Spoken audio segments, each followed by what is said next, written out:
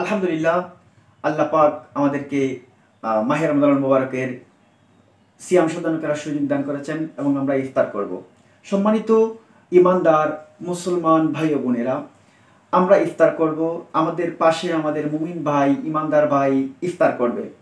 তো আল্লাহ হাবিব আমাদেরকে বলছেন, হাদিস শরীফের মধ্যে আছে, হাদিসখানা নাসাই শরীফের মধ্যে আছে, ইবনে মাজা শরীফের মধ্যে আছে, তিরমিজি শরীফের মধ্যে হাদিসখানা আছে। হযরত জাইদ বিন খালেদ রাদিয়াল্লাহু তাআলা থেকে বর্ণিত, রাসূল সাল্লাল্লাহু আলাইহি ওয়াসাল্লাম ফরমান, যে ব্যক্তি কোন রোজাদারকে ইফতার করায় তার জন্য রয়েছে রোজাদারের সমান সওয়াব। আলহামদুলিল্লাহ, তবে ওই রোজাদারের সওয়াব থেকে কোনো কিছু ঘাটতি হবে না। আলহামদুলিল্লাহ, নবীজি বলছেন, কোনো উম্মত অন্য উম্মতকে যদি ইফতার করায় তাহলে রোজা রেখে যে সওয়াব পাবে, অন্য অপর ভাইকে, মুসলমান অপর ভাইকে, ইমানদার অপর ভাইকে সেটি ইফতার করায়, আল্লাহর হাবিব বলেন আল্লাহ তাকে সমপরিমাণ সওয়াব দান করবেন। আল্লাহ যেন আমাদেরকে আমাদের অপর মুমিন ভাইকে ইফতার করিয়ে দ্বিগুণ সওয়াবের ভাগিদার হওয়ার সুযোগ দান করুন। আমিন।